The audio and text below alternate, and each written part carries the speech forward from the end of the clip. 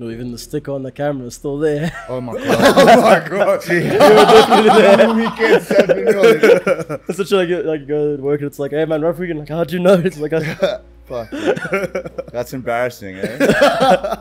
That's the life, bro. It's the life. Yeah, dude. It's like walking around with like a little piece of snot. It's basically the same in Kulum having the bands on. You're like, oh fuck, I forgot to take these off. Do you remember off, when you were a kid and you used to walk around with all those bands on your arm and you used to there would be like 4 showers deep, like tearing apart. I think I went to like residence. It was a big trance party. I never went back to a trance party after that. It was too hectic, bro. And I wore that band for like 2 years. Like, yes, it was. And it just started to stink, bro. And then the one time I fell asleep in my arm, I had a whiff of it. I cut it off straight away, dude. I was like, no, don't be serious, yeah. We had a mate that did that with like his ankle bracelets from Belize, because you know everyone goes away and then they're like, let's fucking get those ankle bracelets. Kept it on from grade 8 till matric, and he'd get a new one every year. That's crazy. Yeah, it's disgusting. Yeah. And he had 5 of them. Yeah, horrific. Yeah, that's disgusting. Okay, safe. Alrighty, cool. Alrighty then. Either way, sir. Safe. What's up? Hey guys, how's it? How are you? You well? Anyways, welcome back to another episode of Vaabs podcast. Vaabs. Today we have a very special episode for you guys because we got a very special guest sitting in with us today. Entrepreneur, DJ, photographer, video editor, events manager, and absolute good vibes. Yeah. How's it going, Mike? Boy, I'm good. Thanks for having me, gents. Yes, boy. We got Mike Glass on the pod. Yeah, keen. Yeah. What's up? Hey, bro. Well, when I was writing that intro and like learning things about you and doing research, I was like, you do way too much, bro. Yeah. God damn. I think I get bored, bro, and then like you kind of look onto the new things and you kind of find, bro. How do you? Thank you. Yeah. How do you end up like balancing all that shit, man? I don't know, like it's just kind of, I go through phases and then you kind of check into one thing and then you kind of put like, you know, I'm not a perfectionist, but like if I try something then I like really get into it and then I get bored and then I move on to the next and then they kind of, those things are there and then when I need them, I can check into them. It's not like I'm doing them all at the same time, you know what I mean? Yeah. The amount of people you must have met just going through that as well. Like, yeah, definitely, dude. I think like the different industries that you kind of tap into. I think the big one was like when I was doing the photography, I was more in the fashion industry because we were doing like drop shipping and we were looking at opening a store at a stage. And like those connections that I made in the fashion industry were super awesome, dude. Like, and taking the photos of the models and the connections that you make through that. And then I suppose also like with the Tuesday thing at Modular, like that, having that Tuesday, bro, the DJs you meet and the international connections that I have there are like super crazy, bro. So sick, some super, like I don't know if you've heard of the Kit Kat Club. No. In Germany, it's like almost like a naked club, bro.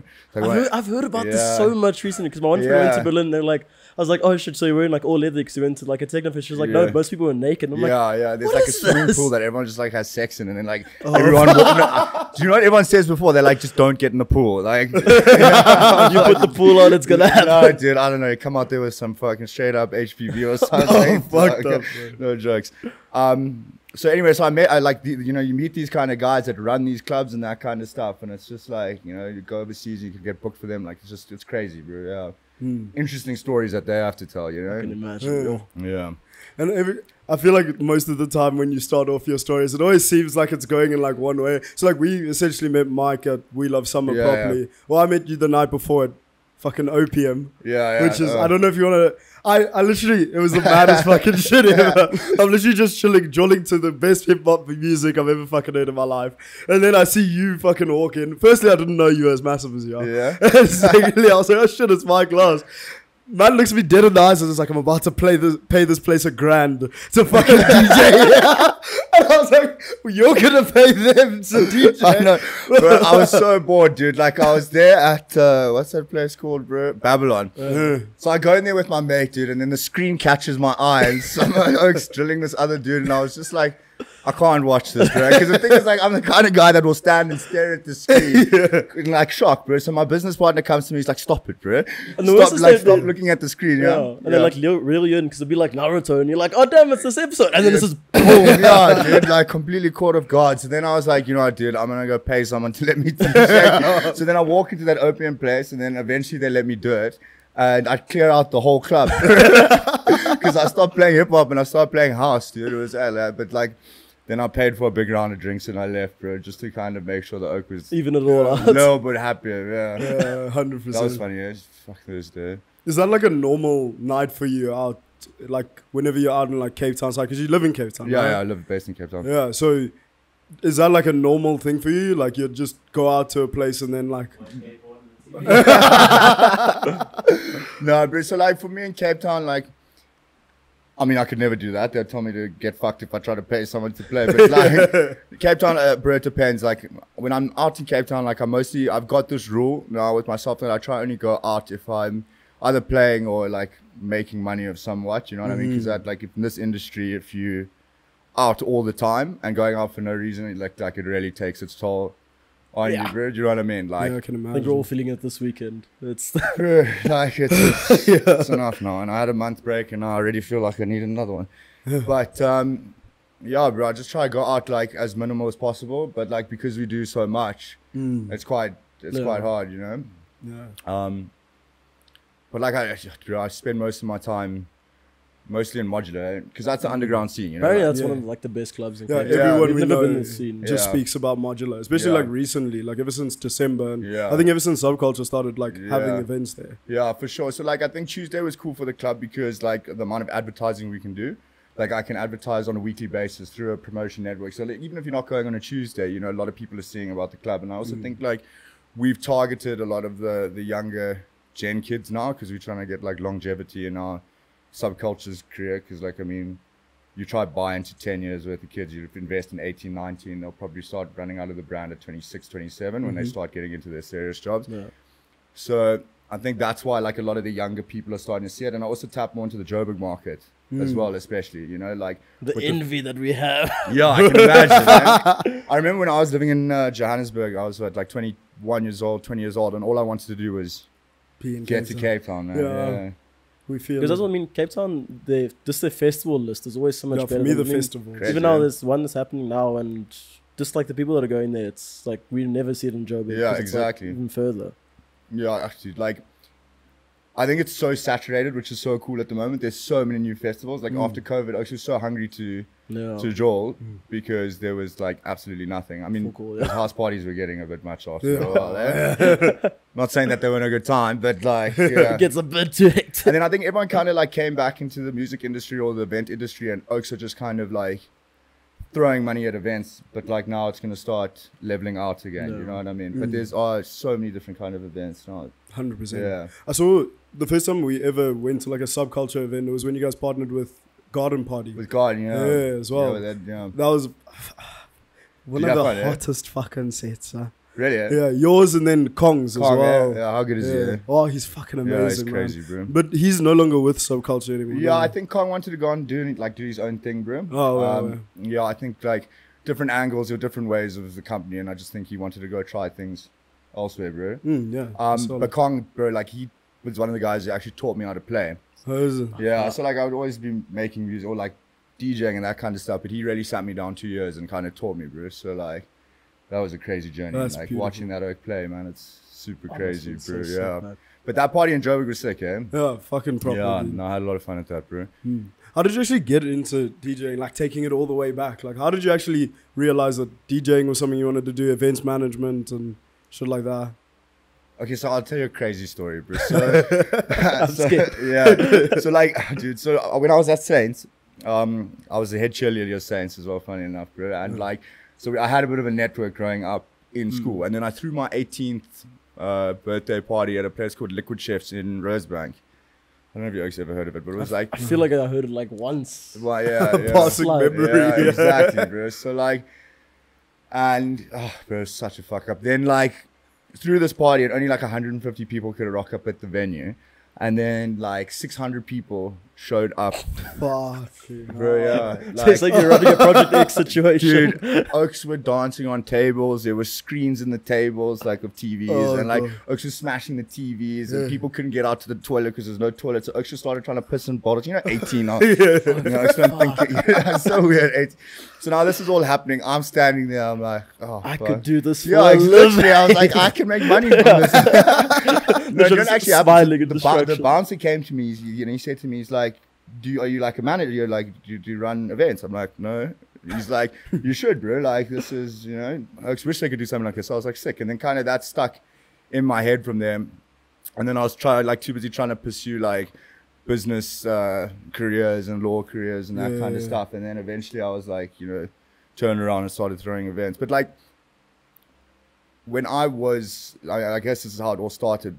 It's so funny, bro. Like, they threw a We Love Summer here in Johannesburg for the first time, and I was one of the promoters on the WhatsApp groups, you know, like who promote the tickets. So use my link, buddy, please. Yeah, literally, bro. But back then it was Facebook, so like I used to do all the adverts on Facebook and that kind of stuff. And then I created a WhatsApp group, I think it was, and then started doing like promotions for them, and then actually became like the head of promotions in Gauteng, and then kind of like big part of the Cape Town team. And then like I was working very closely with the marketing director of We Love Summer at the time, and he taught me a lot of the stuff that I learned, bro. And then actually what it ended up happening is there was a party called Kinky Disco, and then I became the head of marketing for Kinky Disco. So like I was actually kind of working on par with this guy. And yeah, bro, and then that's what was happening. Then I was traveling and listening to music and that kind of stuff, and then I started picking up the DJing and I think that's kind of at Kinky Disco, like how serious it was, and that's kind of when I realized, you know, this is the career I wanted to pursue. Like I was at Rhodes, I'll never forget. I was studying law, and it was like and it wasn't a week, it was like 2-3 weeks before my final exams, and I was just like, you know what, fuck this, I'm not doing this, and I packed my car and I drove to Cape Town. Fuck. That was this, bro. And then that's how I stopped studying, bro. Then I got into a post-grad for digital marketing and kind of then really pushed it from there, bro. Yeah. That's so beautiful. Yeah. So is Subculture like your baby, your first project, like the first thing you ever tried, or is there like there's a lot of things that you try before then. I think like I started a company called Vehement Youth, and that's when I left Grahamstown. So like I kind of had Vehement Youth, but that was a fashion base because I was very like into my fashion at the time, and I was like kind of like trying to start a fashion brand and a clothing line, and like the whole thing is when I was 19, I didn't know how to start something. Like, you know, you can be a creative, and I think that's a huge problem in South Africa, is you can be a creative person, but if you don't have some sort of backing to help you or get your name out there, you're never going to be able to distribute your creative. Like as a creative, you've got to find networks to you know, show your talent, and I think that's what I wanted to do with Vehement Youth, and that's kind of what we did. And that kind of project taught me a lot about everything. So what we would do is go to festivals and take photos of all the fashionable people at festivals, and kind of like that's how we started getting our network. But there was a lot of things that we ironed out. I had an old business partner, but then we went our separate ways as well. And then after that, then I was kind of like, you know what?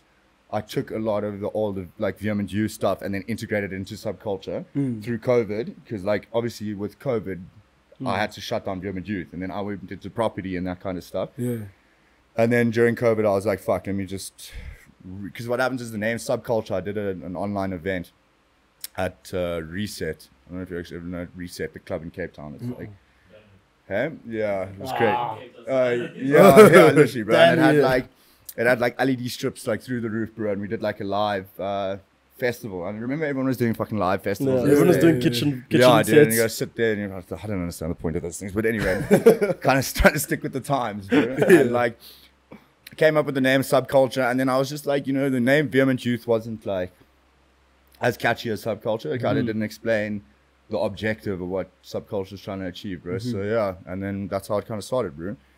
And then started throwing events. I tried to tap in just before COVID ended, just so that you caught the rush before everyone started throwing events. And I was lucky because I started throwing like underground parties at this like small little venue of like 200 people. And then what we do is like 10 o'clock would be curfew. And then we'd like lock the doors and then go until like 5, 6 in the morning, dude. And then just have like these deep tech and deep house minimal parties in this thing. Imagine literally seeing like live with like, oh fuck, okay, we're locked in now. Yeah, literally. And that was the thing, bro. Okay. And then this poor chick that's like at lost, you know those ones outside the club, where my friends, now she's locked in there until 6 in the morning. Imagine being in that situation, bro.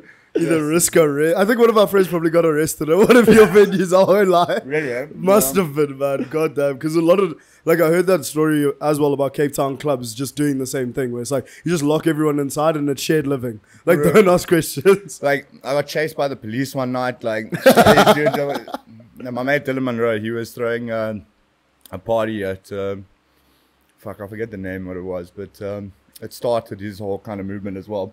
But what happened is they threw this party in this like quad No. And the cops kind of like locked in the whole place, bro. like a sting operation. They threw something like 40 people in the jail cells. Folks were playing music on their phone in the cells and drilling and shit.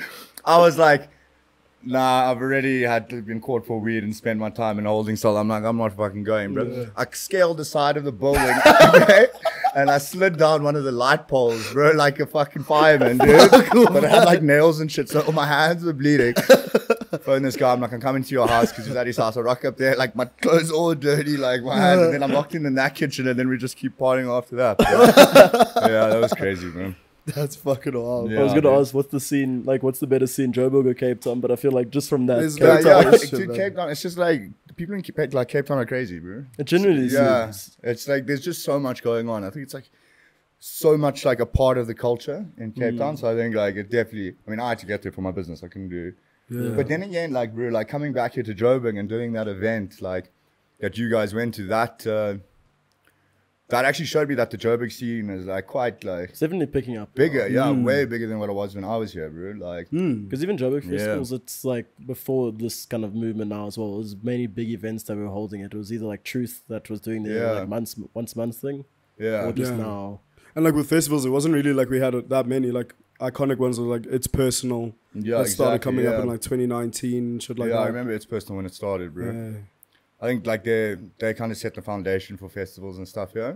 But like Joburg is the club scene, you know what I mean? To be fair, yeah. And like growing up as a kid, I was always at bottle service clubs here, you know, like it's like so funny. Like I'm here in Joburg and I always some reason end up at Onyx and I'm like, why am I at Onyx every time that I'm here? Like, I've never been to Onyx and I don't think I literally try to avoid that place like the plague. It's just everyone just stands around. Like it's the that's the thing that annoys me as well. Bizarre.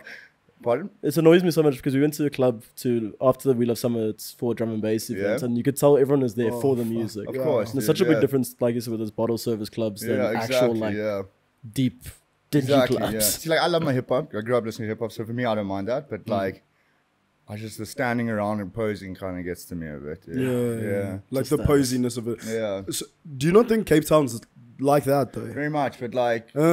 But I'm very much in the underground scene, so you kind of stay away from that. But like, of course, yes. I mean, Caprice is like the prime example of that. And like, I can't even tell you the name of the bottle service clubs. I mean, like the Grand, I suppose, but that's quite cool.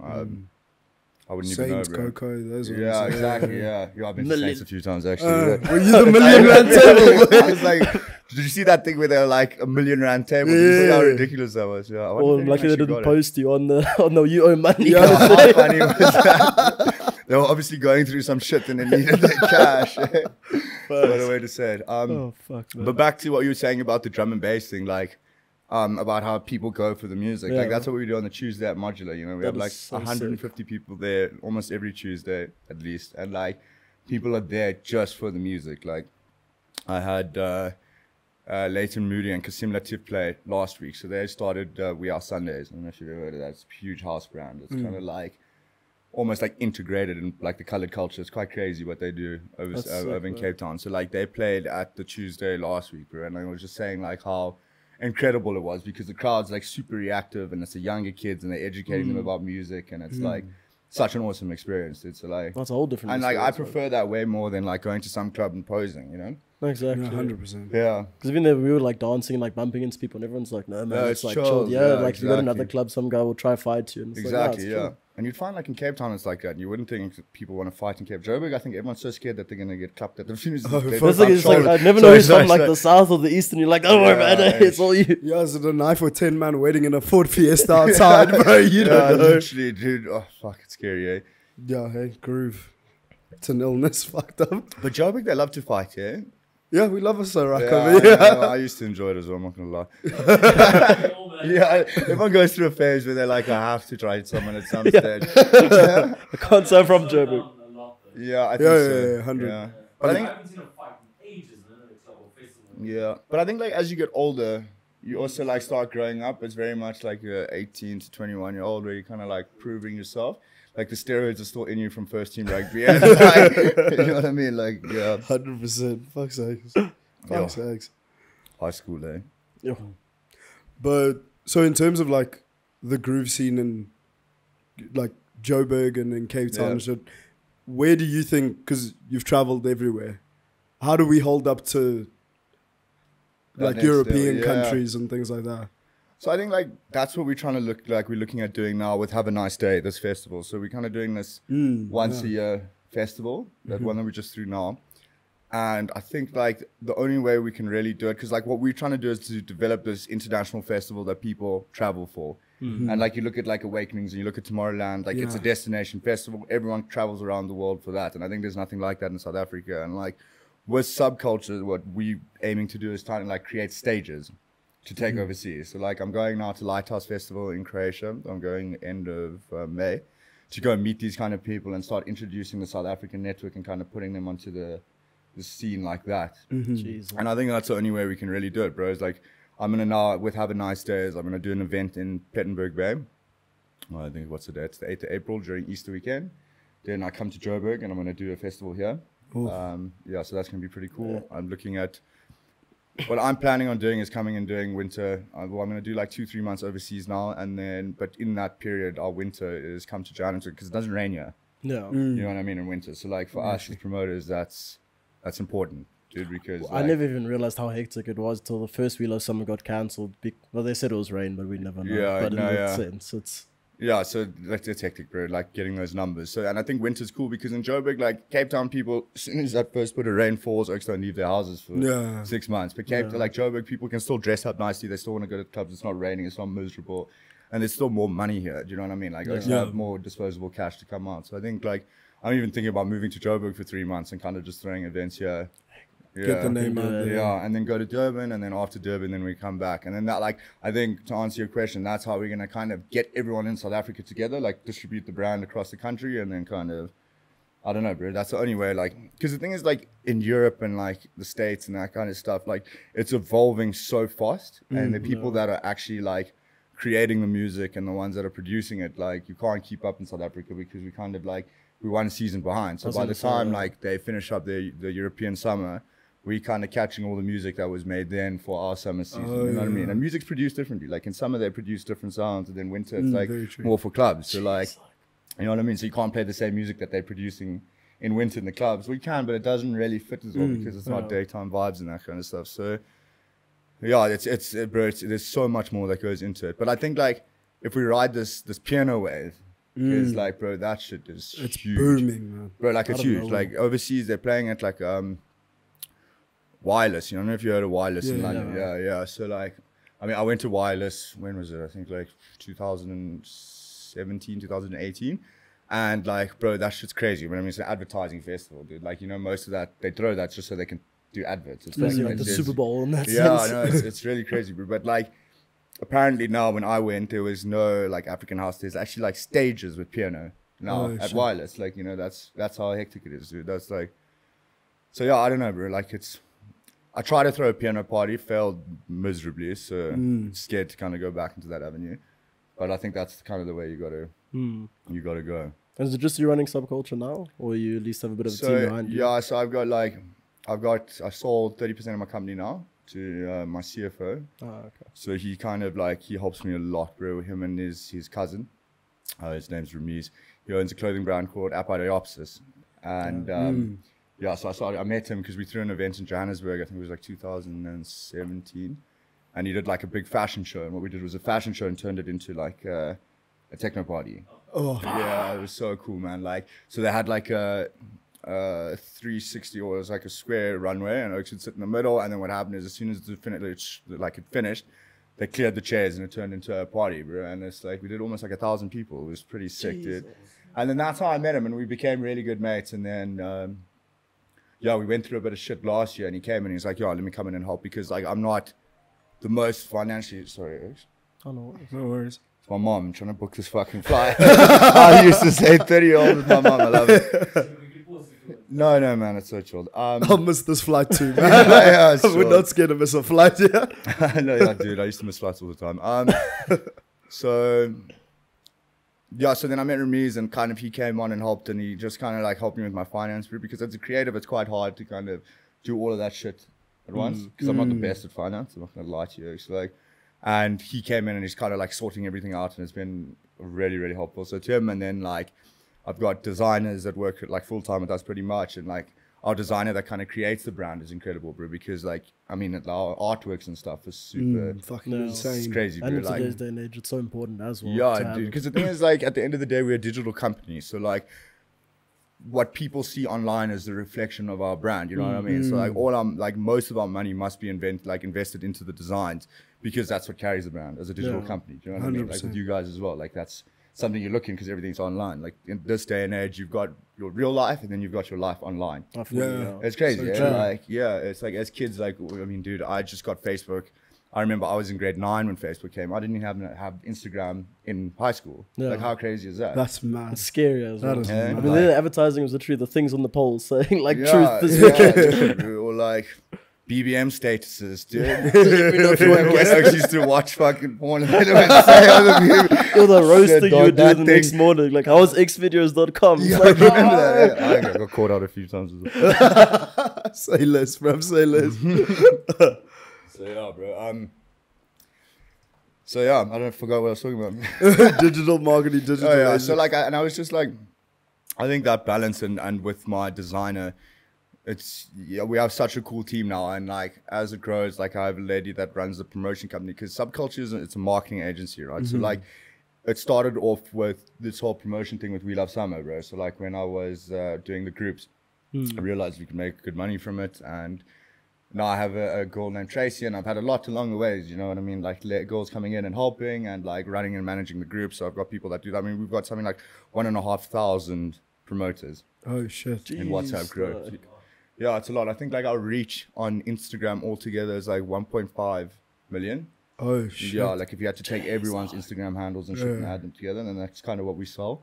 So like you come into Subculture and you say, for example, Lighthouse Festival came to us and they say we need 200 promoters of XXX. So then we go sit and send out Google Forms and vet all these people and like come to the group, and then we kind of like create a promotion team designed to your target market. Oh, that's beautiful. Yeah. So like you basically like curate the pool of people audience, that you already have. So if like that isn't. Yeah, exactly. Intense, so like, yeah, it's crazy, bro. Sick. Like if they want, like for example, I did. I don't know if you guys remember Niskarone. So he was a drum and bass DJ. So I did a festival for him this weekend. And like, you know, you have to kind of find the older crowd who still love drum and bass, but the new kids that are like kind of falling in love. Yeah. And then you kind of pick and choose and hope, and like it's an interesting experience how you got to know the different... Like your percentages of who you're going to try and get Yeah, through. exactly. Yeah. And what we do is we try and get like a popular kid from each grade from 1 year. So to say there's like Bishops, you get kind of like one of the cool kids from Bishops from 2017, then one from 2008. So you kind of tap into each age group. Yeah, it's just so much like that goes into it. Anyway, so like I have a chick that's managing that now, and she's kind of looking after that. And there's like different spheres and different things. Like Cog was helping a lot with the events. And then kind of like he wanted to go on to his own thing. So now we're kind of looking at finding an events manager and like, yeah, so there are a few people that work for us. I mean, I have an office now, but like a lot of like the stuff that we do is just external companies. So like, you know, everyone's kind of friends. So you get like someone that helps you with your marketing, but they have their own external company and then you use them. So like, because like hiring someone full time is quite expensive. Quite spendy, yeah. Yeah, do you know what I mean? Like, so we try to reduce that, especially as like a startup, bro. Definitely. What's your like? I know you spoke a little bit about it earlier, but like, what's your like goal for Subculture? Like world domination? Like yeah, pretty much. Like that's what my fucking business partner says. It's just trying to be the biggest brand in South Africa, and I think for us, it's kind of just like for me, it's showcasing South African talent. So like, what I really want, like, say for example, is like to have a Subculture stage at Coachella. I mean, that's just an example. Or having a Subculture stage and just having this platform to launch South African artists into the world. You know what I mean? And then being able to run this like huge festival in South Africa and kind of just having it like the main space, as well as just having this big marketing. Because Subculture is like about, it's in the name. It's just about like exposing the different subcultures in South Africa. Dude, I love how hectic my mom is. Classic mom, man. Yeah. Give me a second. So like with Subculture, I think, yeah, bro, it's just like, I don't know, dude. It's just like I want to expose all the different cultures in South Africa. Like it's like a lot deeper than what it is on the surface, and I don't even think we've portrayed it properly.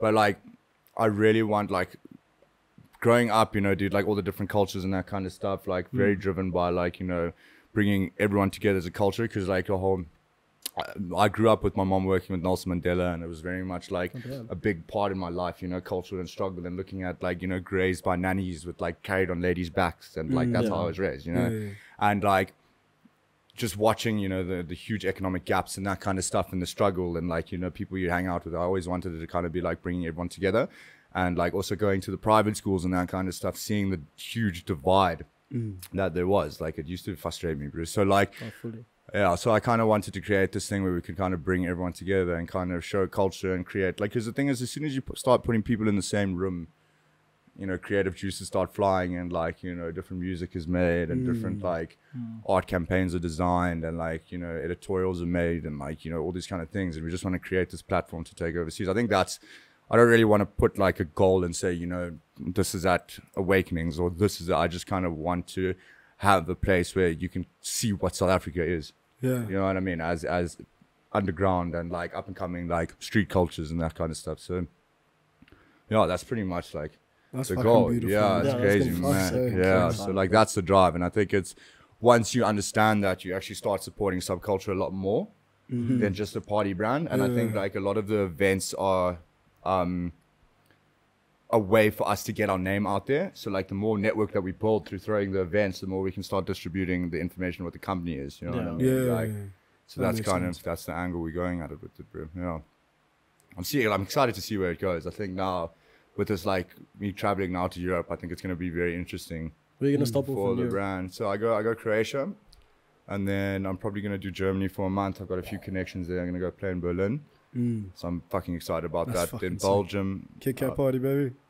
I don't know. So swim in the pool. I'd like, you know, when you're told not to do something, I swear I'll do it. You're like, I'm gonna dip my foot in, literally. I'll see. Oh, jeez, bro, imagine.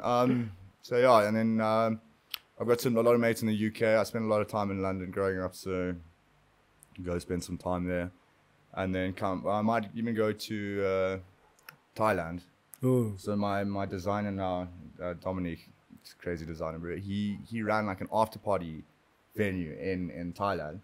So what would happen is, after all the parties, he had a venue that everyone used to come to, and then they just used to rip like deep house and minimal and like different techno styles. And just like a from what it looked like a fucking like round like Boma area with like I don't know. It's just what I've seen in videos. It looked crazy, dude. Yeah. So yeah, I think that's the plan for Europe now. And the plan with Subculture, dude, like I think go there, if we lock that in, get some stages, like, and just start, you know, distributing and finding artists and getting the name out there, you know, so that we can start taking artists overseas. You know what I mean? That's kind of where we're at. It's so interesting hearing you talk, because I feel like South Africans often want to succeed so they can leave South Africa. Exactly, almost. Yeah. Like you want to become a big name so that you can like get out and go over there. But you seldomly hear about people trying to like bring up other artists. And, like, yeah, exactly. But that's the whole thing, bro. Like, you know, I'm not going to be the best DJ in the world, but like, you know, coming out of South Africa, but there is going to be someone that's going to be really talented in South Africa. And like someone needs a springboard into the rest of the world, because that's what we don't have. There's so much talent and so much like what's it like authenticity. You had it close. Yeah, fuck, dude. It's starting to pass. It's all good. It's falling to pieces. You seen that video where the Oak's speaking on the news and his chair falls? That's the next step. So yeah, bro. I think like if we can really launch people overseas, like it's gonna be crazy. Like I have a collective now of like, I think there's like 12, 13 artists that live in the collective. I think there's 10 now. We're looking at signing 3 more, and like young kids that are talented, bro. That are like, you know, bro, there's this guy, his name's TVZ, Taz. Youngster, bro. It's like turning 21 now, I think. And, bro, this guy can produce music, hip-hop, anything. And, like, you know, give him his first sets in modular. And this kid, like, DJ is way better than any of us, bro. Like, and he's just, like, doesn't get bookings that much. But, like, now, obviously, with Subculture, he is. But, like, you know, it's just all... DJing's a lot, as good as you are, it's a lot of clout, bro. You know what I mean? Fair. Like, a lot of people get booked for their social media following rather than, you know, the actual talent and that kind of stuff. And you look at like a lot of that in Cape Town. You look at people that like have these huge Instagram followings, and their next steps are getting DJ, and they fucking skip 3 years ahead of people just because of that. And it's quite unfair. Not to say that some of them aren't talented, but like, you know, and you have kids like Taz, for example, whose dad was a DJ and fucking growing up on vinyls and, you know, old 100s and that kind of shit, DJing equipment. The and purest like, form. you know what I mean, bro? Like, and these kids aren't getting as much recognition as they should, like, as they deserve. You know what I mean? And I think once we have that platform sorted, you know, then the real talent's going to start coming out, and then we can start pushing them overseas. You know what I mean? 100%. Yeah, dude. And I also think like South Africa, there's a huge party culture. So like we can bring a lot of like our artists out here, bro, and throw some cool parties here, and just like, yeah. Who's on that list? Top of your list. You're like, fucking need him right now. Do you know who I really want to bring out here is Headaches, the drum and bass DJ. Oh, You check that out, it's fucking crazy, bro. He just did like this boiler room party now on Drum and Bass All Stars overseas, bro. It's fucking crazy. I love Peggy Goo. I think she would be crazy to bring out here. The people would die if she actually came out there. Like, you wouldn't believe it. You'd be like, yeah, Peggy Goo. Like, what? There were rumors at a stage, but they fell through. Yeah, dude, there's so many underground artists. Like, I'm a big fan of like Detroit house. So like, I'd love to bring some of those US DJs out. I've never actually like heard like proper US DJs, because like you obviously are like the main like Steve Aoki and all that. Like, you don't actually see it like as big as the European stage. Yeah, but the thing is like that, those underground scenes is like where techno started. So Detroit is where techno comes from, bro. So like, that is scary. a lot of that is, it's so underground and so like, you know, also just playing music that they're producing in the clubs. They don't need a tour or anything like that. So their art is there, and that's where they kind of stay. So it's like proper underground. It's like, you know, they say Oaks aren't selling their souls to the commercial. Yeah, you know, like, yeah, and they'd all manage themselves and that kind of stuff. So like, you find these DJs that are like gems in the rough. So it's like, it's crazy, bro, to watch these Oaks kind of play. So like, I think it'd be cool to explore. But the thing is, like, then again, like, you look at Future Frequency, that'll happen now, right? Brilliant party, but they brought out some really like great DJs, but the music was so far ahead of where South Africa is, because they're playing a lot of break beats and a lot of like electronic music and that kind of stuff. Now the South African crowd kind of doesn't know what to do with it. So panicking a bit. You know what I mean? So like, you got to be so careful with artists you bring out, because the thing is, like, you'll throw a party like this and that party would be incredible in Europe, but it's just South African. They're just not exposed to it yet. You know what I mean? So it's like, it's really tricky who you want to bring out and who not. I think the UK, the crime in the UK is fucking crazy as well. Insane. Graham, it's just so sick, dude. But then again, like in South Africa, it's like, I don't know who's going to really listen to grime. You know what I mean? Everyone at the moment is loving. Yeah, I know. We're gonna have a party here. Shout out, bring your new one. Yeah, literally, and this poor DJ that we're throwing out. Like an after party, imagine. So yeah, bro, I think like that would be sick, dude. Like, but we've got to kind of focus on the techno at the moment, because that's where South Africa is. I think it's literally, as soon as COVID finished, like, it was such a weird thing, because COVID finished and then it was like, cool, techno's the new thing. It's like, what? Yeah, it's like, and it's like, okay, but this is kind of sick though. And look at these 19-year-olds here, bro. They're fucking, remember when you used to have like a party when you were in 17 in your house and you were playing like that dun dun dun dun dun dun dun dun. Remember that shit? And now, was Rattle by Bingo Plays. Like, and like fucking what are those? Inside on speaker. Yeah, I love that one. That tune bang. That second break. Yeah, cause with my yellow tracksuit pants, two-stepping. Oh, tell me about the Tommy Tackies, my boy. And they used to get crusty, yeah, so quickly, bro.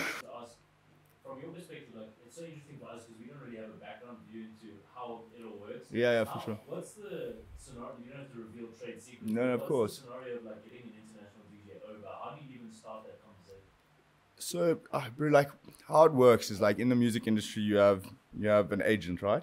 So, like, if you think about it, like, you know, everyone speaks about being signed to a record label or a label. So what happens is, you're an artist, you start to produce music, and then a label will sign you, and these are people that come in and manage your bookings. And so that you as an artist, like, you must understand, a lot of people, and this is the whole thing of subculture, is like, you can create your art, but you're not necessarily the best business person. So they have these agencies that come in and take after your bookings and manage your finance and that kind of stuff like that. But then they take like commission on whatever bookings you have, and like that whole thing in the music industry where they say people like steal a lot of their money. That's why they always say don't sell out to that person, because they're like, you look at like Death Row and those kind of people from the hip hop age and how they were like exploiting their artists. Yeah. So what happens is, because they touch the money and they have their money and they're not smart, they like kind of fucking these oaks over in their contracts. But anyway, so you phone these artists and then you arrange your bookings, and then what happens is then they give you their fee. So they'll say, right, my fee is I did Iron Music now, so he's a big German DJ. Yeah, so we actually brought him out. He played at a club and things. So I did the booking with It's Personal. So they arrange the booking, we fly him out, you pay for his booking fee and then his flight. And then obviously your relationship with the agencies or the DJ can determine how much you pay. So that's why you try and make connections, because you try to reduce. If I just phone some random artist in the States and I'm like, they're going to completely milk me. Do you know what I mean? So like, and that's how it works, bro. And then it's quite a simple process. So like in South Africa, there's an industry, I think called Tenfold, run by Brendan Geary. He was one of the guys who founded Future Frequency, for example. So you'll speak to him, and he's got big connections overseas. So he just brought out Victor Ruse, for example. So he brought out, and he's got all these connections. So it's pretty simple. And then that's how you get your artists, dude. Yeah. And then what actually happens is a lot of them fly here to South Africa for our summer season. So there's a lot of internationals floating around Cape Town at the moment that you can just book. Yeah. When you arrange an event, yeah. Obviously you've got to, I suppose there's a huge business and financial side to kind of project what the earnings are going to be. Yeah, of course. Because if it flops, you fucked, bro. So like that must be a huge thing. Yeah, no, it's crazy. Like the thing is, like with these big artists, right? Most of that's paid up front. Okay, so like they'll set their fee. So what happens is you'll have to pay half of the deposit before everything starts. So for me to kind of start the deal, you cover the base cost, which would be their flights and that kind of shit. So it's like, it's guaranteed. So like they'll be here. Yeah, they'll be here. Whether they're on holiday playing or not. Not gonna be. Yeah, I was gonna say whether you fucked it up or not, then that's what happens, bro. So, and then they'll take their main fee. Generally, their playing fee just before the event. But then, like, it's very different as like an up and coming artist. People understand, like, if you're throwing an event, you can do all your payments after the event. So that's the one cool thing about the music industry. You need absolutely no money to throw an event. If you don't make the money afterwards, then you got problems. then you're a bit fucked. But that's what building your network is, and then your brand and that kind of stuff. We're like, man, I've thrown parties where 5 people have rocked up, dude. Like, you know what I mean? And then you kind of just have to suck it up and find the cash afterwards, dude. You know, and that's how it works. But everyone's kind of understanding, because it's such an like up and coming industry, and it's a big struggle. You know, like the story of the struggling artist. You know, and it's not just the DJ that's someone that's struggling. You know, promoters an art in itself. So like, people understand that.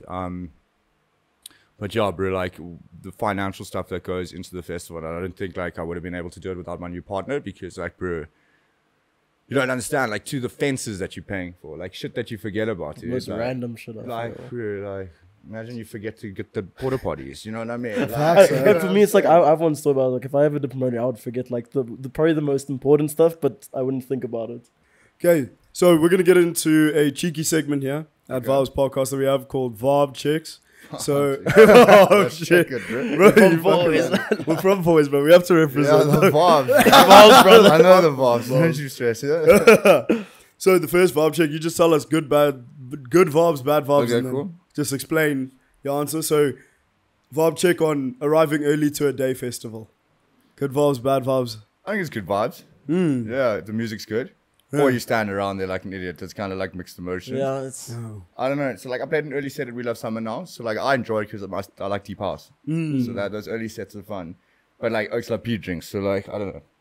I think it's a vibe. Literally us. We were like, we try to get there as early as possible. And then it's always the pre-drinks last way too long. And everyone's just like, come on. No, exactly. I don't know. I'd say it's a vibe. What do you think? I love day festivals for the day. Yeah, exactly. Festival part of it. It's like, otherwise, let me just go out at night. What's the point? Yeah, exactly. Yeah, 100%. But I think, like, for me, when it comes to, like, arriving early, you need to find that sweet spot. Yeah. So, like, I was trying to get my friends there so that we could watch your set as well. Yeah, and then we just managed to catch, like, the end of it. That end bit, yeah. But then it's like, this person is busy doing this shit with their day because it's still a fucking Saturday. Yeah, exactly. So people like let me still live normal lives, you know? Yeah. But my number one worst is like when people say they got to a festival like 8 at night, and I'm like, yeah, what's the point? Yeah. No, I dig the day vibes. I dig like the 2-day festivals or the 3-day festivals. So you have like, you wake up on that Saturday morning, then you have the whole Saturday and the day. Yeah, so that's a good time, man. Cape Town always gets shagged though, like because I always see you guys having festivals on the Friday, and then we get whatever happens on the Saturday. Like Ultra, I think as well. Happens on a Friday for you guys and shit. Yeah, Cape Town's nightlife seems quite big on a Friday, so... Oh, is it? Yeah.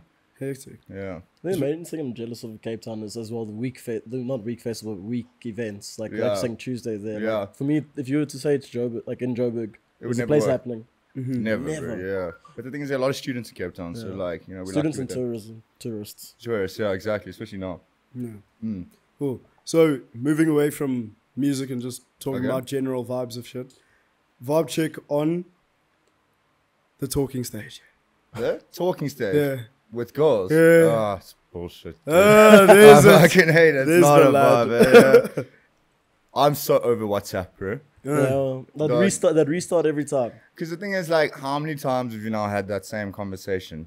Exactly. Yeah, to be fair. Like, only every now and then you find a girl that's, like, really, like, capturing. You know what I mean? Everyone kind of just wants to jump the steps straight away. Like, I swear it's like that, bro. But, yeah, I'd say it's not a vibe. No. What's it like dating out there in Cape Town versus when you were dating in Joburg? Yeah, I think I love relationships, bro. Like, I enjoy them. But dating in Cape Town's, like, it's hard, bro. I think it's just like it's mission, it's admins, dude. Girls there for the Cape shit. Town like, doesn't seem stressful, though. Fuck, stressful. I don't know what it like. My Instagram explore page, it's a danger, man. Yeah, it's dangerous. Yeah. But the thing is, like, you're just another dude. Like, there are hundreds of dudes chasing these girls, so they all have like chips on their shoulders. So they're kind of like, it's just like a nightmare, bro. A lot of Drake hours for the boys. Yeah, lots of them, dude. You know. Fuck's sakes. Coming home after the club sessions and you're just crying. The post just see with your boys like, fuck man, not this like. It could have been. Yeah. I went in bum shoulders. It was so close. Yeah. It was so close. God damn. Okay, next vibe check is drama in the friend group. Are you a drama boy? Good vibes, bad vibes? I love drama. Oh, there's it.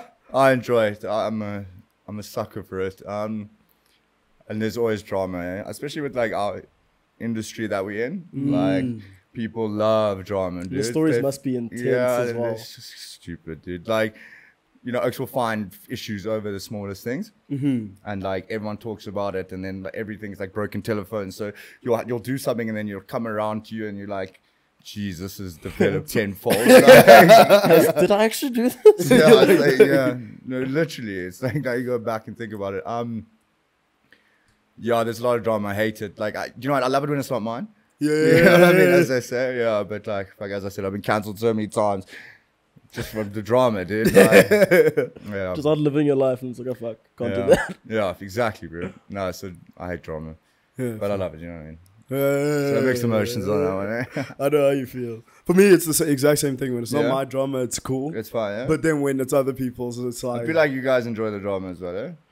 We get to talk about it, so that's the big thing. You know, everything's content. Everything's content. This is all podcast, Literally, like every time something bad happens to me, I'm like, it's content, I guess. Yeah, exactly. Like, silver lining. You're gonna talk about this on Monday. We'll deal with the cock now.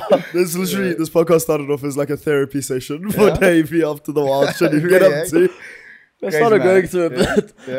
I don't think I'm crazy. I think I just end up getting put into the weirdest situations. Yeah. It's weird how it works, eh? It just starts following you, and it's like, as it's happening, like, this is terrible. And it's like, but it's going to be a funny story. Yeah, exactly. When I tell it on Tuesday. Watch it get worse and worse and worse. No, it's terrible, bro. You're not even pumping brakes. You're just kind of like, I wonder if I press this button. I'm just observing, like, it's a third party, like, I wonder what happens if this keeps happening. Yeah. Hand her the wine bottle. Enjoy it, bro. Anyways. I literally was on the N1 with a girl. She was driving and drinking wine from the bottle. Oh god, dude. So that's when I decided I need to just slow down. Yeah, I need to just take my life out of this. Yo, dude, I was on a date once and I ran out of petrol on the highway. I'm like sitting there now. I was like, yes, did you fuck this one? Yeah. Was it a baddie, or was it like, could you have afforded to fumble it? Because I feel like 90% of my time is thinking about all the baddies I fumbled. When it happened, I was like, it's alright. This is not one that I want to keep. It's like, do you think the Uber's going to stop on the highway for you? Or Fucking idiot, still. Yeah, fuck. Yeah, life, man. What do you rate as like, because now I feel like I'm a fucking drum and bass merchant. What do you think is like the most underrated genre of music right now? Yo, dude, I could agree with you on the drum and bass. That's awesome, dude. Like, it's such good music, dude. It's not being exposed to South African kids. I think you look at what happens in the UK, it's crazy. Fucking insane. Like, it looks fucking crazy, bro. The MCs and like, you know, dude, I think there's a lot of potential. I don't know, dude. House music, I think, is... It needs to come up again. Yeah, bro. House music is cool, man. And other genres, really, dude. Like, there's just so many different genres. South Africa's so rich with genres. Like, but I would say drum and bass is probably one of the ones that are really underrated. Like, it's just exposure, bro. It's like, I mean, I'm interested to see Niskara and what he did. He just did a festival this weekend, and a lot of people showed up. So that's good news. Which festival was it? It was a party that he used to throw called "It Came from the Jungle." Yeah. Oh, that's at the Woods. I don't know. Oh, was that last night? Yeah, it was last night. Yeah, in Cape Town, It's when we saw, I was saying. Yeah, because everyone went from all the DJs that played at church in Sonnage over here, the event we went to, they were all flying to Cape Town the next day. That was for his party. Yeah. So you did your drum and bass, it was our first ever like drum and bass jewel. At this point. Yeah. So really, okay. And it was beautiful. Like I thought, crazy, my nose started bleeding. I thought that I was on drugs. I was scared. I was like, this is it. I'm dying. I get to the bottom. Everyone's like, what are you on? I'm like, I don't think I'm on anything. This music is so hectic. My body's rejecting it. Everyone is so calm. The thing is, everyone is so calm. They're like, oh shit, man, what are you on? Like, let's get you sorted. I'm like, why is this so normal occurrence? Like, is this your first time? Yeah. And it was. Fuck's sake. David, the best thing he's ever done for me as a friend, literally like 4 or 5 years ago, he bought us tickets to go see Rudimental live when they were coming here. Yeah. Okay. And then, is that a murder? Oh, It's a dog. fuck's sake. Yeah, but then the event ended up getting cancelled. So now our number one like goal in life is either to see Rudimental play or to watch their downfall. So it's either revenge or it's good vibes.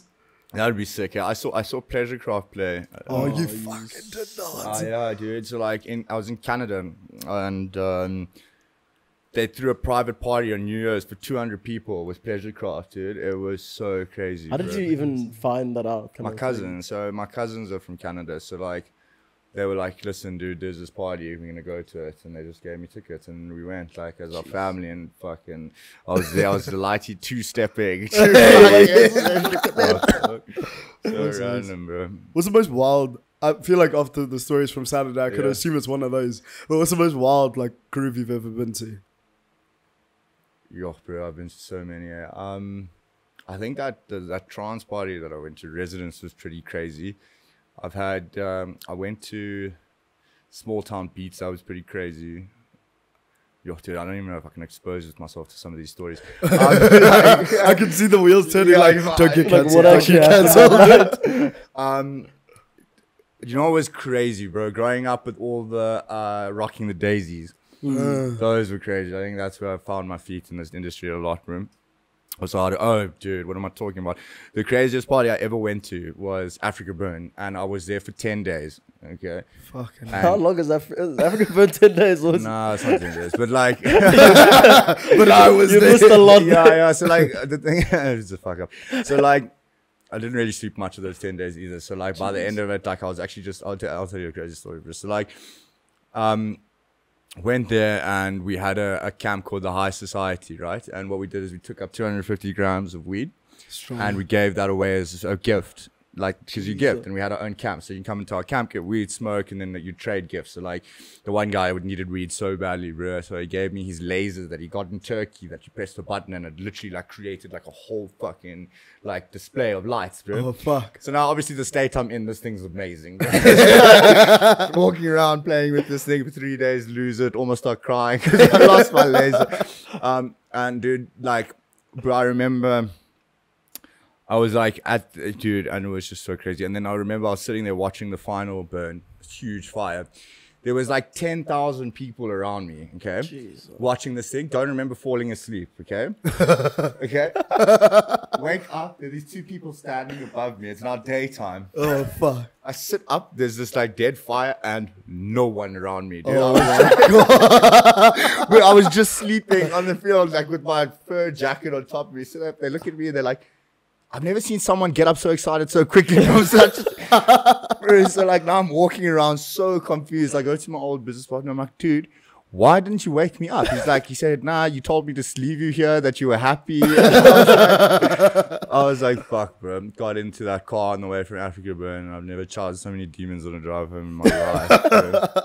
That was probably one of the craziest parties, bro. Like, you're just standing there, and then next thing, there's a guy standing next to you. I'll never forget this. He's now completely naked, but he's painted his dick gold. Strong. Yeah, so now I'm just standing looking at this guy. This is my first day, and I was like, okay, this is going to be a very interesting 10 days, bro. Like, you'll be walking around, people just be having sex in random places, and like, yeah, it's crazy, bro. Jeez.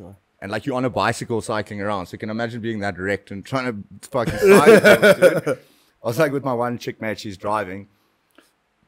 I just see her start like veering off, dude. Boom, into a bush, falls over. Now she's in this ditch. So we're all like, let's just chill in the ditch. And I was all just sitting in the ditch with this chick lying there. She's like trying to pull herself towards herself. Like, she's so happy with it, start drinking. Like, I have like a little pre-drinks there. Like, crazy place, bro. Are you gonna go this year? Huh? Are you gonna go this year? I might want to do like a little subculture stage. Yeah, so that could be quite fun. Or even if you just go there and play, because what's quite cool is there's so much DJ equipment and that kind of stuff up there. You kind of just take your USBs and your headphone and like you speak to people and then you play sets and like, yeah, that's quite cool, yeah. Fucking bartering for sets. Yeah, exactly. Yeah. It's not 500 I'll give you this laser. Your buddy's not good here. Yeah, come on, I got a laser, bro. Shut it, please. Yeah, good times, bro. I don't know if I'll go back to Africa, bro, and I'm a bit scared of it, to be honest. That's fair, man. I can imagine it can either be like one of the most beautiful experiences or just scarring. Fucking train wreck. Yeah, I don't know, mine was quite scarring, yeah. But I loved it, it was cool. But it's really tolling. No, I think it's a once in a lifetime thing. Yeah. You don't have to do that. Yeah, you don't. I think people love it, like, and I will go back one day, but I think, like, as I said, dude, like, unless I'm not getting paid or something to work, I try to stay away from these places. Cause like, for me, if I go out too big on a weekend, you know what I mean, then like my week's fucked, dude. So like I have to be so careful. He even took leave today. Hey, yeah, I can imagine, bro. So for you, in everything that you do, yeah, especially like with events management and DJing and shit, what's the most stressful part about what you do, and what's the like thing you love the most about it? Like, what's the bullshit thing that you have to go through to get to that part that fills you with so much joy? Because I think it's like, it's a tough question because like I think the build up and like that is super stressful, and getting the numbers to the parties. I think that like here on Thursday, I threw an event in Cape Town on Thursday, and I remember just before like going to bed, I was like, fuck man, I hope this worked out. You know, that's super stressful. But then you wake up in the morning and everything's good, and you know that everyone had a good time. Like, that's fucking like awesome, dude. Like, it must be like an addictive feeling though. Like throwing a party and just seeing it all come together. Yeah, exactly. I think when you're there, like what we did on this Thursday party, which was super cool, man. It's like we did like a SoundCloud party. So what it was, it's like we did 7 sets, and it was an hour set, and there was an MC. And like between each set, you'd introduce the artist, and then you'd say like, okay, this is who's coming up, this is our set, and then everyone come in, watch the live recordings, and you kind of sit there and you watch this happening, and people really enjoying it, and then like, you know, you're looking at like, I think like that's the most incredible part of this whole thing is like you have this idea, and then you kind of put it out there, and then you see people engage in something that you've created in your mind. Like I think that for me is like, it's like you look at Subculture, and I always say this, and in that video that I made, like, it's a product of your imagination. So like, you know, like you've now created this idea in your head, and now you portraying it to like whoever it's following, and like you watching them buy into something you've created in your imagination. So like that is fucking, I think that's the craziest thing. That's fucking beautiful, man. Yeah, man, it's super cool. Like that's like, and like then you do some things and some people don't fuck with it as much, and then sometimes you do, and then people do, and like it's crazy, bro. It's almost like a DJ set, like reading the crowd type shit. Yeah. I mean, DJing's been the fucking, like I've only been on the DJ circuit now for coming up to 2 years. So like, I mean, I've been DJing for like 6-7 years, but like I've only kind of done it properly now for 2 years, and just kind of watching you play for bigger crowds and people enjoying your music, and like you whipping out those old bangers in the fidget days every now and then in the sets, and seeing people dig that and like lose their minds, and you're like, I gotcha. It is crazy, bro. Like I think that's also a really, really cool moment, bro. Like those Tuesdays, like you're playing sometimes, I remember like in winter last year, you know, sometimes you're playing to just 60 people, but those 60 people are having the best time of their lives. You know, for me, I think that's the most incredible thing, bro. I feel like that's the kind of like being in this industry, like entertainment and shit like that. You really have to remember that there are people who fuck with your shit. Yeah. Like with us, it's sometimes hard to see because like when the numbers don't come, Yeah. when we're doing it like every week, Yeah, you're kind of yeah. like despondent. But then there's people still who tune in every single week because there's still numbers there. Yeah. Even if it's not like growing to like the astronomical extent, there's still those people who fuck with you. And I feel like that's and how it's you... like that like brand loyalty. It's crazy, that you have these people that you've never ever met before in your life, and like, and they just love your shit, dude. And then like you see them out and they're like staring at you, like, look at these. Have you heard that That's literally it's crazy. Yeah, it happened even when we lived somewhere. I was busy walking across that bridge, and someone was like, "Vaabs podcast." And I'm like, "Who are you?" Yeah. And then they know your names. And Let me they hug greet you you. by your names. You're like, fuck, have I met this person before? Now you're trying to not be rude, but like, That is my biggest, and it sounds like we're on like arrogant kind of thing. Not at all, But I bro. saw a guy at gym as well, and then he went in and he was like staring at me. He was like, "Hey man, how many sets you got left?" And I was like, "Oh, this and this." And then like, I literally log onto the page, and then I see that he filmed a video. I'm literally like to the right. I'm like, "Oh, this guy follows us. Like he's right here." oh, really crazy. I didn't greet him. I'm like, "Fuck." I struggle with that as well, bro. Like a lot, and like, it's crazy because that's actually kind of fucked up relationships with people, bro. And like, because as I said, like, you know, opinions of people, what they think of you, and like if someone comes and greets you, and you try not to be rude, and like you've met them once before, because like, dude, you'll meet a lot of people through this, and they'll introduce themselves to you, but you're meeting a lot of people because that's obviously the game and the nature of your industry. And the next time they meet you, you might simply forget the name because you've had one too many drinks, or like, you know, it was a very brief hi, how are you? Nice to meet you. Sorry, I can't get a chat, Khalid. Like naturally not gonna be.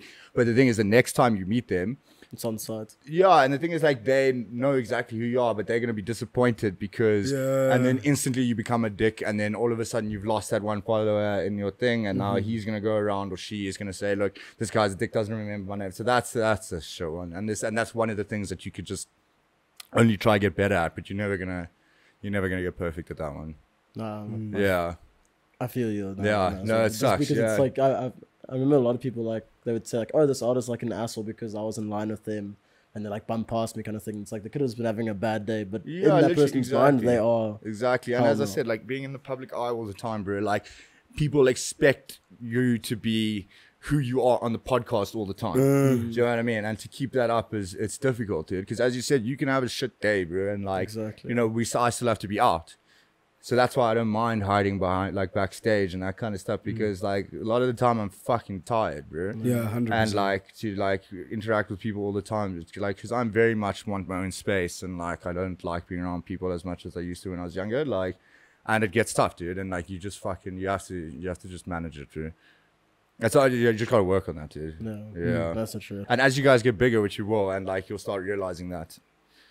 So yeah, that's a little piece of advice. I can't wait Oh, to yeah. just be like, I want to just like be in my own space. Yeah, Yeah, just nurture your following. I think like that's, you know, like really look after the people that are watching every single week, because they're the ones that are word of mouth. They're the ones that are actually advertising your product. Like as much paid advertising and shit, like a lot of it is, hey bro, have you seen this channel? These guys are like, you know what I mean? Yeah. And like that's who you need to nurture, I think, as a startup digital company. I think that's what I've realized, you know? Yeah.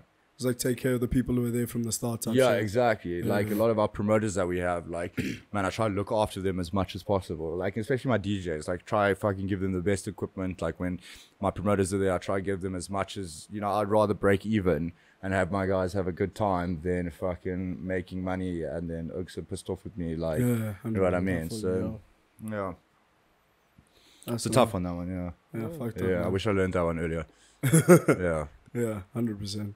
I feel like for us as well, it's like almost you're showing people like an hour of your personality every single week. Yeah. So it's like that connection happens a lot quicker. Whereas like with the of DJs, like for me, I always feel like I just want to let you know I fucking had a great time, and then I'm going to get out of your space. Yeah, exactly. You know what I mean? For sure. Yeah. DJs, it's weird because, I mean, you're expressing yourself through music, and then, like, everyone at the end's trying to talk to you, and a lot of these guys are playing fucking, like, 3-4 times a night, and, like, they just kind of want to get home now, dude. You know what 100%. I mean? Like, so, and a DJ is an interesting one because, like, I mean, all you have is their persona that they put out on social media, and then like those small interactions in the music that you hear from them, because like they're not on podcasts all the time talking about this stuff, you know what I mean? Yeah, so like you don't really know anything else about especially them. in South Africa as well. Yeah, exactly, bro. Fuck. Yeah, Like we're trying to look at starting our own podcast to speak about the music industry, but like you'd be interested to see like a lot of the DJs, like these false personas that you create, they're so different to what they actually are. You know what I mean? Yeah, like it's crazy, bro. Like,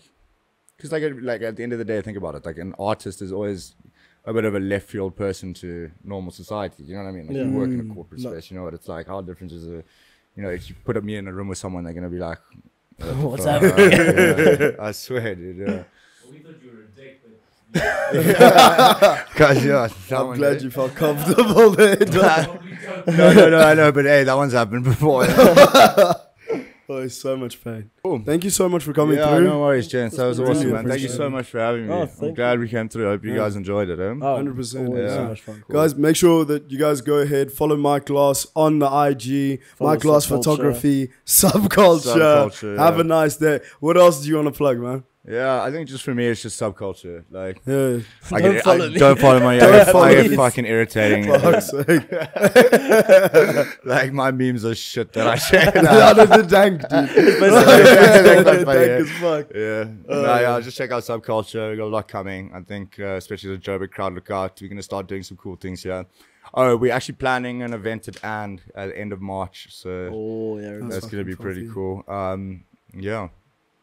Stay tuned, I guess. Yeah, 100%. And thank you, gents. Oh, thank No, you so thank much for you coming so through. much, bro. Yeah. Good luck with this. 100%. I think It's been you guys got exciting. lots of potential. Yeah. Thanks so much for coming through, guys. Make sure you like and subscribe and follow. And if you're new, do that. I just said that. I'm panicking now.